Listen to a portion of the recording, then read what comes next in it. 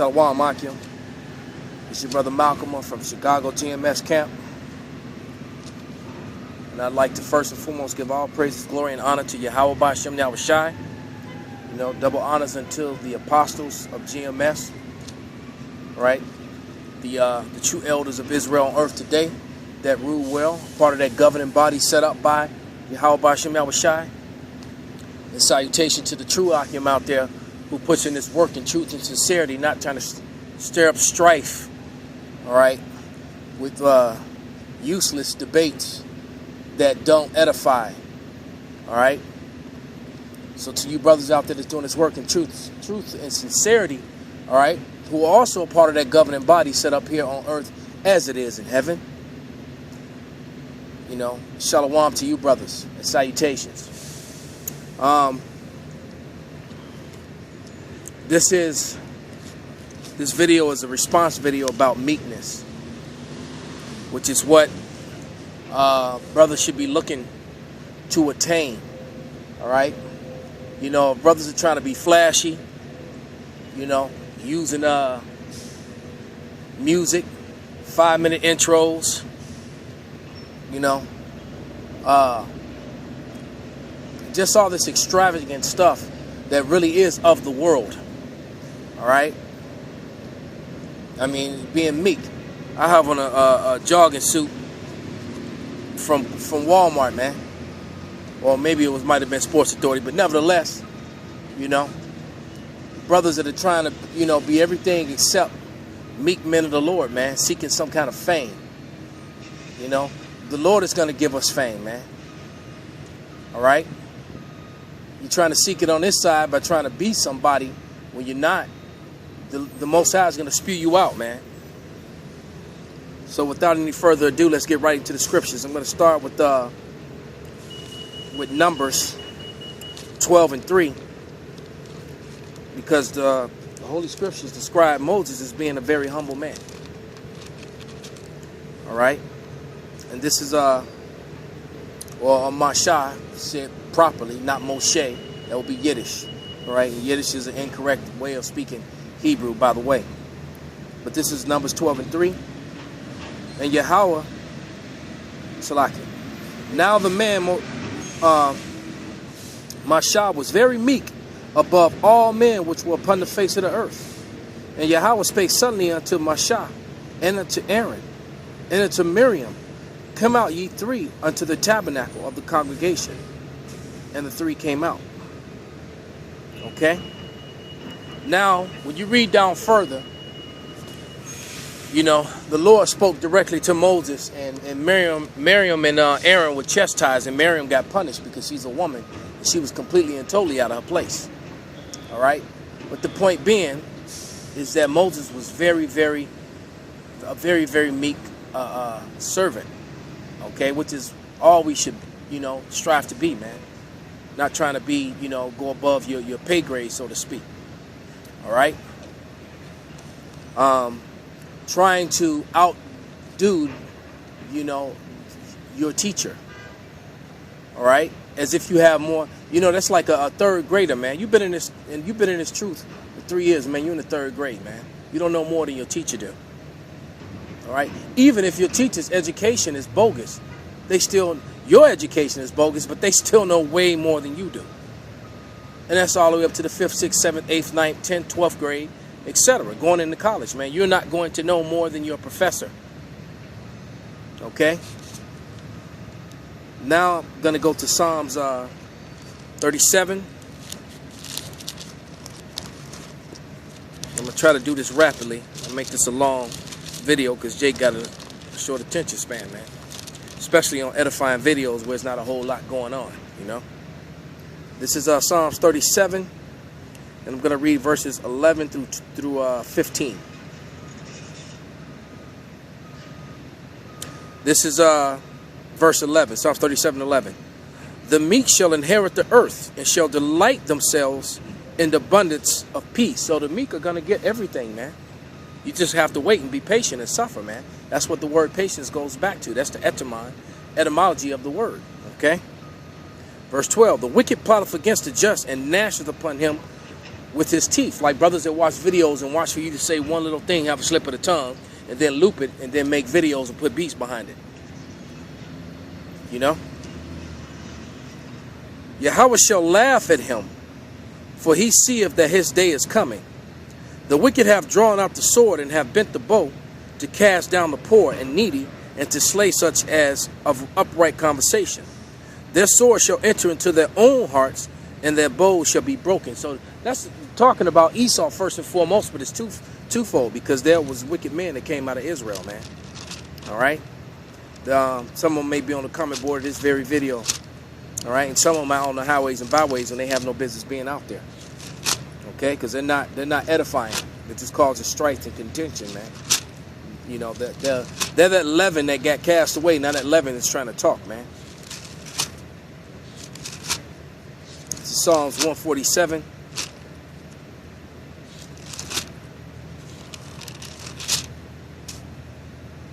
And 6. Yahweh lifteth up the meek, he casteth the wicked down to the ground. All right, so give you an example how I say this is twofold. This is talking about Esau first and foremost, but it's also talking about wicked Israelites, man. For example, that water thing that's going on the East Coast, man. Where all these post-menopause women, young, you know, women in they late 40s and 50s are dying of some weird lung disease just from drinking water, and it's typically the fit ones, man, because the Negro women, the other women of color, they're not getting sick, all right, but for some reason, it's attacking and killing these Edomites, man. This particular disease, man. So the curses are now starting to fall upon them. Okay. This is I'm gonna go to Matthew now. Book of Matthew, chapter 5, verses 4 through 6. All right. Blessed are they that mourn, for they shall be comforted. All right. And I'm mourning every day, man. And if you're in the right state of mind, you should be mourning too. Okay? Because this is not our kingdom, man. We suffer. We're sick. All right? We're the first fired and the last hired. But some Israelites seem to forget that people are going through strife. So when one of those people who may have been fired are going through financial struggles, as Israel does in this kingdom, you got brothers who actually make fun of them, man. As if they're not under the curses. Because their lack of understanding. That hate and that wanting to be somebody, man.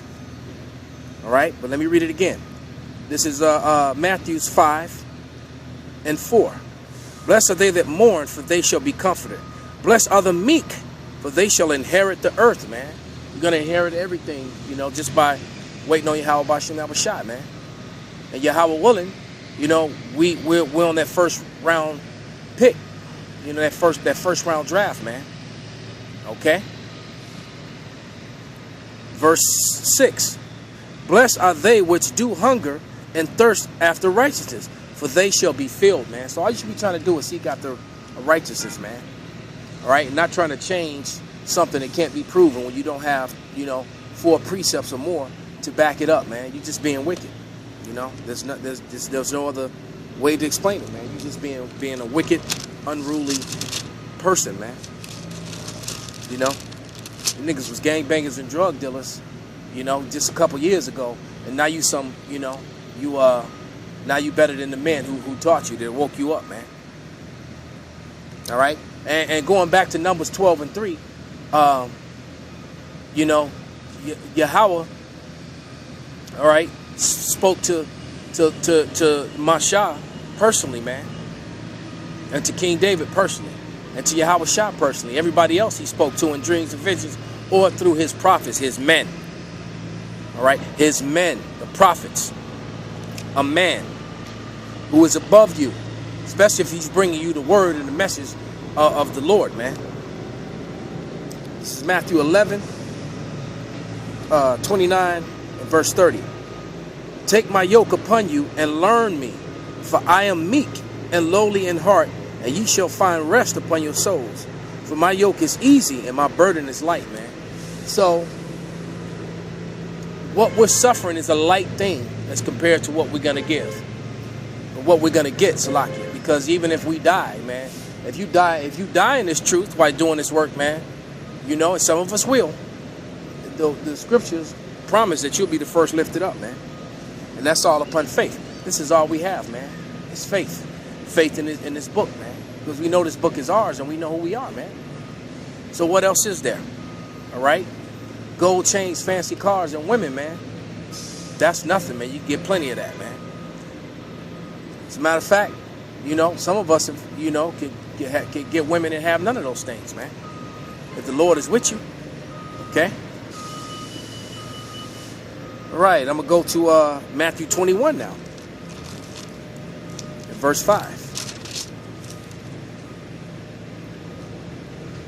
Tell ye the daughter of Zion, behold, thy king cometh unto thee, meek, and sitteth upon an ass, and a coat, and a foal of an ass. So the Lord, who was given the power, complete dominion and power over everything by his Father, man. All right, so he is to be worshipped. To say otherwise is just being retarded. He was given complete power and dominion over all things. And it says there's one mediator between him and the Father. All right, and that's precepts to back that up. Okay? Man. So, and he came very lowly, man. All right? He could have came in like the embassy in the 300, like Xerxes, with a gigantic marble platform that probably weighed a ton, with, you know, with 500 slaves carrying it. All right, with a golden, with an all gold, what was it, throne, and he had to come up off his throne and walk down the stairs. Okay. All right. But the Lord didn't come like that. He came meek, man. Okay? Because he's coming back for the meek and the poor, man. Not the well-to-do brother with the six-figure income or making millions with his NBA, his NFL, or his music career. He didn't come back for them, man. It's like it's been said by a very wise man. All right? If he wanted rappers, man, he would have got the best. You know? Pac would have been teaching openly that he was an Israelite. Biggie, you know, Jay-Z, and people like that, man. Nas, you know, Rakim. All right, Rakim follows Allah, man, which isn't a God at all. All right, Allah just means power, and there are many powers, man. Okay. And speaking of power, when the Lord comes back, he's coming back in his power, man. Okay? Because he came humble the last time. But you better believe this next time, he's not coming so humble, man. In fact, let's get a scripture. This is Jeremiah 4 and 7. Jeremiah 4 and 7. The lion has come up from his thicket, and the destroyer of the Gentiles is on his way. He is gone forth from his place. So Yahushua is coming to destroy. If he's not to be, how can you not worship the thing that's coming to destroy, you know, your oppressor, man? You got to be out of your damn mind to fix your lips to say something so blasphemous or retarded, man. How much of a tard are you, man? Okay. 1 Corinthians 4 and 21. What will ye? Shall I come unto you with the rod, or in love, and in spirit, and in the spirit of meekness? So, like I said, this next time that Yahushua comes back, he's not coming, he said, a rod or in love. Matter of fact, he's coming to give dominion to the meek. Okay? How's he going to do that? With great violence, man. It's Revelation 2 and 26. End game. What happens in the end when the Lord comes back? Something that people like No Class Malone and Dr. James White. And doctor, by the way, means to falsify, Mr. White. This is Revelation 2 and 26. And he that overcometh and keepeth my works unto the end, being meek and serving Yahushua. All right. To him will I give power over the nations, over all people, man. He said you're going to inherit the earth, man. And he shall rule them with the rod of iron, as vessels of a potter shall they be broken in shivers, as I received of my father. So there you go. Now Shah is coming to break in pieces the nations, man. All right. 1 Peter's 3 and 4. There's a couple more scriptures and this is done.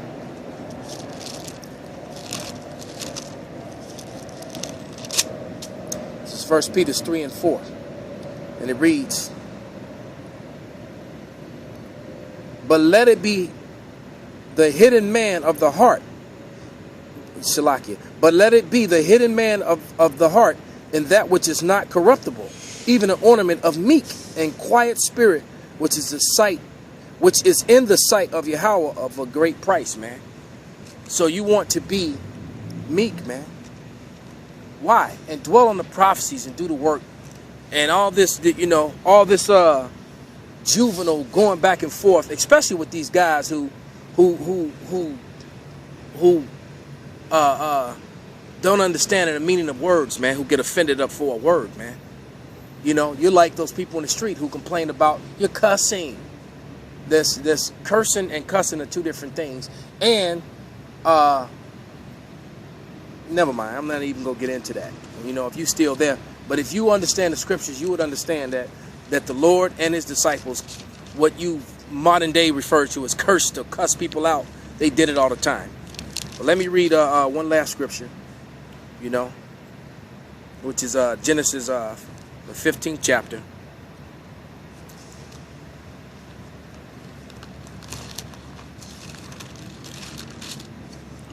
Uh, 13 through 15. Yeah, so Genesis 15:13. And he said unto Abram, know a surety that thy seed shall be a stranger in a land that is not theirs, and shall serve them, and they shall afflict them 400 years. And also the nation whom they shall serve will I judge, and afterward shall they come out with great substance. And thou shalt go to thy fathers in peace, and thou shalt be buried in the old age. So he was promised that he would go there in his old age, man, peacefully. That's what it said, man. All right, and it was also promised that the people who did this to the Israelites would go into slavery, man, and the meek are going to be given those people, man. So it seems like some brothers forgetting who the enemy is, man. That the enemy is Esau and the heathens, man, and not your brother that's out on the highways and byways risking his life and freedom to do this work in truth and sincerity. All right. So with that, I'll say, Shalom.